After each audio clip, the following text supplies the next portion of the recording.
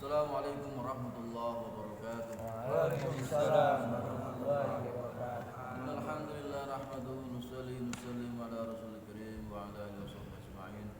Subhanaka la ilma lana illa ma 'allamtana innaka antal alimul hakim. La haula wala quwwata illa billahil aliyyil azim. Allahumma faqihna fid din wa 'allimna ta'wil. Bapak jamaah Masjid Ar-Rayyan salat asar yang dimuliakan Allah Subhanahu wa taala. Alhamdulillah kita bersyukur kepada Allah Subhanahu wa taala. Allah telah memberikan kesehatan, kekuatan, kesempatan sehingga kita dapat melaksanakan kewajiban kita salat asar berjamaah. Kita tunaikan kewajiban kita untuk menuntut ilmu di bulan suci Ramadan ini. Mudah-mudahan apa yang kita pelajari Allah berikan kefahaman. Allah berikan kekuatan dapat kita amalkan dan kita sampaikan. Kita lanjutkan kajian bulan Ramadan. An Abi Hurairah radhiyallahu anhu qala Rasulullah sallallahu alaihi wasallam u'tiyat ummati khamsa khisalin fi Ramadan lam tuqahunna ummatun qablahum qulufu fami sha'in atyabu indallah min rihil miski wa tastaghfiru lahumul jitanu hatta wa tastaghfiru lahumul hitanu hatta yuftiru Zayyinullahu azza wa jalla kulla yawmin jannatahu Thumma yakulu yushiku ibadiyas sholihun Ayyulku anhumul ma'unata Wa yaswiru ilaiki wa tusaffadu Fihi maradatu syayatin Fala yakhlusu fihi illa Fala yukhlisu fihi illa makan Yakhlusuna ilaihi fi ghairihi Wa yaghfiru lahum fi akhiri laylah Qila ya Rasulullah ahiya lailatul qadri qala la walakinnal amila innama yuwaffa ajrahu idza qada amalahu rawahu Ahmad wal Bazzar wal Baihaqi. Dari Abu Hurairah radhiyallahu anhu semoga Allah meridainya berkata qala Rasulullah SAW bersabda U'tiyat ummati khamsa khisalin di Ramadan, umatku dikaruniai 5 keistimewaan pada bulan Ramadan yang sebelumnya belum pernah diberikan kepada umat-umat yang lain. Jadi kata Nabi, umatku diberikan 5 keistimewaan di bulan suci Ramadan ini lam tu'tahunna ummatun qablahum yang belum pernah diberikan kepada umat-umat sebelumnya. Yang belum diberikan kepada umat-umat sebelumnya. Umat-umat sebelumnya enggak diberikan 5 keistimewaan ini. Hanya umat Muhammad sallallahu alaihi wasallam, maka kita bersyukur kepada Allah. Apa yang pertama? Yang pertama khulufu fami shaim. Bau tidak sedapnya orang yang puasa itu atyabu indallah di sisi Allah. Itu lebih harum min rihil miski daripada harumnya minyak kasturi. Mulutnya orang puasa itu harum daripada harumnya minyak kasturi di sisi Allah Subhanahu wa taala. Yang kedua apa? Wa tastaghfiru lahumul hitan. Ikan-ikan itu semuanya memohonkan ampun kepada orang-orang yang puasa. Orang-orang yang berpuasa ini didoakan ikan-ikan Ikan itu bukan hanya di laut saja, ikan di mana saja, di danau, di laut, semuanya, semua ikan-ikan itu mohonkan ampun kepada Allah Subhanahu wa taala untuk orang-orang yang puasa sampai berbuka hatta yuftiru sampai berbuka. Ikan aja memohonkan ampun kepada kita. Ikan enggak pernah dosa Itu doanya, mohon ampunnya langsung diterima oleh Allah Subhanahu wa taala. Yang ketiga apa? Wa yuzayyinullahu azza wa jalla kulla yaumin jannatahu. Yang ketiga, Allah menghiasi surga itu setiap hari diperindah Summa yaqulu, kemudian Allah Subhanahu wa taala summa yaqulu yushiku ibadiyas sholihun, ya. Jadi setiap hari diperindah surga itu, dihiasi. Kemudian berfirman kepadanya, saatnya hampir tiba bagi hamba-hambaku yang soleh, mereka akan melepaskan diri dari segala kesusahan dunia. Jadi saatnya hamba-hambaku yang soleh, hamba-hamba yang soleh, ya. Mudah-mudahan kita semuanya hidup bersama orang yang soleh, ya. Semua orang-orang duduk dengan orang soleh, insya Allah soleh, ya. Artinya apa? Orang-orang yang soleh, hamba-hamba Allah yang soleh itu, ya, dia akan apa? Ada waktunya, saatnya dia melepaskan segala kesusahan dunia, dan mereka akan datang kepada surga. Jadi saatnya orang-orang yang soleh ini mau datang kepada surga, berarti mau dipanggil oleh Allah Subhanahu Wa Taala. Kenapa? Karena surga sudah dihiasi, sehingga itu untuk orang-orang yang soleh yang nanti akan masuk ke dalam surga, akan melepaskan diri dari segala kesusahan dunia. Di dunia ini kan susah, ya, mikirin ini, mikir itu, semuanya, ya, menyusahkan hidup. Tapi kalau sudah meninggal dunia, sudah masuk ke dalam surga, itu sudah terlepas semuanya kesusahan dunia. Tinggal apa? Dengan senang-senang semuanya, ya. Kemudian yang keempat, waktu saffatu fihi maradatus syayatin, setan-setan yang sangat jahat akan dibelenggu, ya, sehingga tidak dapat menggoda, ya, tidak dapat menggoda umatku sebagaimana mereka biasa menggoda saat bulan-bulan yang lain. Saat-saat bulan lain setan-setan menggoda mudah, tapi untuk bulan suci Ramadan setan-setan ini akan dibelenggu sehingga tidak mudah untuk bisa menggoda itu umat Nabi Muhammad SAW, ya.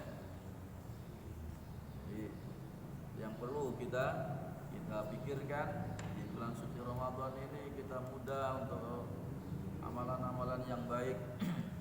Kenapa? Karena setan-setan itu sudah dibelenggu, setan yang jahat, ya, dibelenggu sehingga tidak dapat menggoda umatku sebagaimana mereka bisa menggoda saat bulan-bulan yang lain. Kemudian yang kelima, ya, wa yughfaru lahum fi akhir lailah. Pada malam terakhir bulan tersebut, bulan Ramadan, mereka akan diampuni, ya. Kemudian dikatakan, qila ya Rasulullah, ayya lailatul qadri, apakah malam itu malam Lailatul Qadar? Beliau menjawab, qala la, bukan, tidak, ya, tidak. Tetapi walakinnal amil, akan tetapi seorang yang bekerja akan diberikan upahnya, ya, jika dia selesai melakukan pekerjaannya.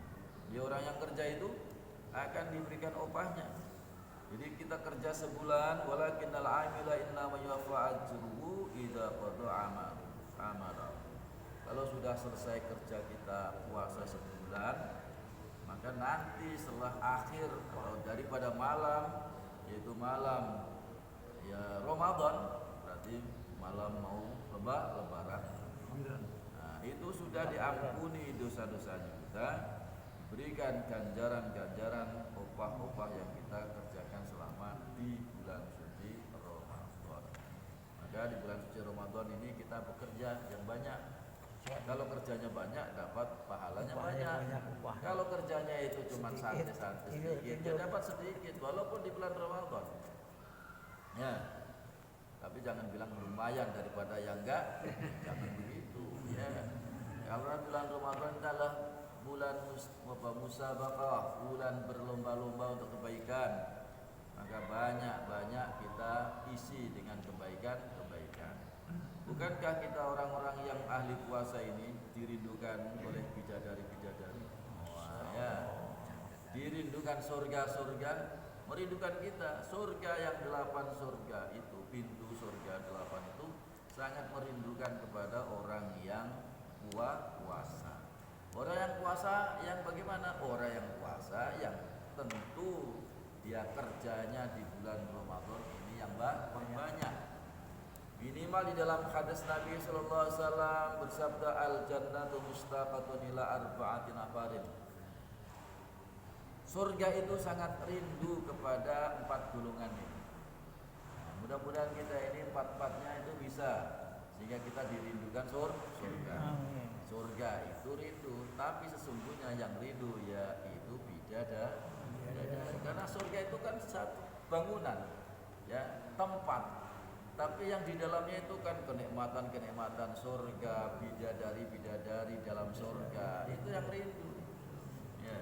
Jadi kalau saya masjid ini rindu, ya, masjid ini rindu. Yang rindu ya orang di dalam masjid. Nah, bidadari yang di dalam masjid itu rindu. Pada siapa yang pertama? Talil Quran, yaitu orang yang ahli baca Al-Quran. Orang yang baca Al-Quran, ahli baca Al-Quran di dalam bulan suci Ramadan ini, rindunya bidadari ini luar biasa. Ya, surga rindu. Ya, kenapa? Karena memang dia rindu. Orang-orang yang baca Al-Quran, ya. Makanya orang yang baca Al-Quran, ahli baca Al-Quran, ahlul Quran, ahlullah. Orang yang ahli baca Al-Quran itu adalah ahlullah, artinya orang yang dekat dengan Allah, ahlinya Allah, ya. Maka Quran itu akan memberikan syafaat. Al-Quran syafaat syafaat. Quran itu akan memberikan syafaat kepada orang yang membacanya. Maka kita nanti kalau mau masuk surga, ya, itu syaratnya harus membaca Quran. Kalau nggak bisa baca Quran gimana? Ya terserah nanti apa bisa naik apa enggak. Maka harus baca Quran, harus bisa. Kenapa? Karena itu adalah, ya, pegangan hidup umat Islam itu Al-Quran. Quran itu kalamullah, firman Allah. Masa sampai nggak bisa baca Al-Quran berarti tidak ada di dadanya itu kalamullah, ya. Maka di dalam hadis disabdakan Nabi, Iqra wartaqi warattil kama kunta turattilu fid dunya fa inna manzilaka inda akhir ayatin taqra'uha wa Ahmad wa Tirmidzi wa Abu Dawud. Jadi kata Nabi, nanti orang yang mau masuk surga itu disuruh baca Quran dulu. Iqra, bacalah kamu, baca Quran. Warattil dan tertilkanlah, artinya dengan tajwid, bukan baca dengan panjang pendeknya nggak jelas, ya. Baca Quran dengan tartil, ya, warattil kama kunta turattil fid dunya, sebagaimana kamu membaca Quran yang tartil di waktu di dunia. Baca wartaqi, iqra wartaqi, baca dan naik kamu. Suruh baca Quran dan naik ke surga. Naik dan bacalah Al-Quran yang tertil sebagaimana kamu membaca waktu di dunia. Kenapa? Fa inna manzilaka inta akhri ayatin taqra'uha, karena sungguhnya kedudukan kamu di dalam surga itu menurut kadar akhir ayat yang kamu baca. Jadi kedudukan kita dalam surga itu sesuai dengan apa yang kita baca yang paling terakhir. Yang terakhir itu misalnya kita baca Al-Baqarah, Ali Imran, terus saya naik lagi sampai khatam misalnya. Berarti kita tinggi derajatnya di dalam surga. Tapi kalau Bapak disuruh baca malaikat ridwan, kamu baca, kamu mau masuk surga? Iya, baca Quran dulu. Baca Qul ya ayyuhal kafirun, ya. Balik. La a'budu ma ta'budun. Udah selesai, baca lagi apa? Qul wallahu ahad, Allahu samad, lam yalid wa lam yulad wa lam yakul lahu kufuwan ahad. Kemudian suruh baca lagi, sudah enggak bisa. Ya udah kamu di sini aja deh. Ya surganya dia paling rendah di sini nih. Kamu bacaan kamu cuma qul ya qul. Ya, pendek aja. Yang lain enggak bisa. Makanya orang yang hafal Quran itu derajatnya di surga itu paling tinggi. Hafal Quran, ya. Makanya kita baca Quran, ya. Artinya suruh baca. Jadi bukan Iqra itu baca, bukan hafal. Baca aja lah cuma 1 ayat 2 ayat nih. Baca terus, maka surganya tinggi. Yang pertama yang dirindukan surga, dirindukan bidadari. Yang kedua apa? Asyam, yaitu puasa. Puasa itu juga akan merindukan kita. Kita puasa Ramadan akan dirindukan. Kenapa? Karena surga itu yaitu tempatnya orang-orang yang puasa. Ada di dalam hadis kan, di dalam surga itu ada pintu namanya pintu Ar-Royan. Tidak boleh orang yang masuk ke pintu Ar-Royan kecuali orang yang puasa. Nah, dia masuk ke dalam situ. Nah, dia puasa. Yang kedua adalah puasa. Jadi pertama Quran, yang kedua puasa. Maka dalam hadis asyam wal Quran yaf'ani lil 'abdi yaumal asyam wal Quran yaf'ani lil 'abdi yaumal qiyamah.